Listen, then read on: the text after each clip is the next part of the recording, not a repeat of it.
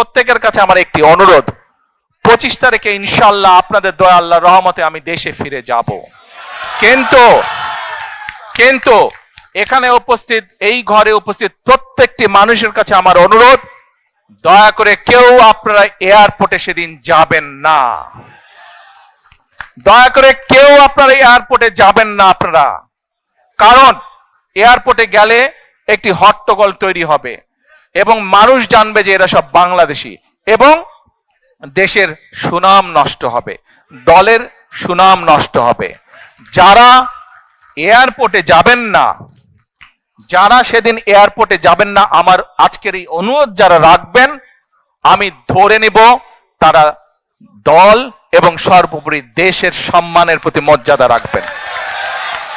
আর আমার মানা করা সত্ত্বেও, আমার অনুরোধ করার পরেও যারা যাবেন, আমি ধরে নিতে বাধ্য হব যারা ব্যক্তিগত স্বার্থের জন্য সেখানে। যে সামনে কিন্তু আমাদের কঠিন সময়, ষড়যন্ত্র থেমে নেই, এবং এই নির্বাচনও কিন্তু খুব সহজ নয়।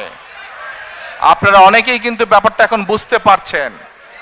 1 বছর আগে যা বলেছিলাম সেটা কিন্তু হচ্ছে এখন। আমি আবারও বলছি, সামনের সময় কিন্তু খুব সুবিধার না, কাজেই সকলকে ঐক্যবদ্ধ থাকতে হবে। ঐক্যবদ্ধ থাকতে পারবেন? ঐক্যবদ্ধ থাকতে পারলেই আমরা আমাদের এই যে পরিকল্পনা বললাম সফল করতে পারবো। ঐক্যবদ্ধ থাকলেই আমরা আমাদের প্রত্যাশিত বাংলাদেশকে গড়ে তুলতে পারবো। ঐক্যবদ্ধ থাকলেই আমরা বাংলাদেশের জবাবদিহিমূলক ব্যবস্থা গড়ে তুলতে পারবো।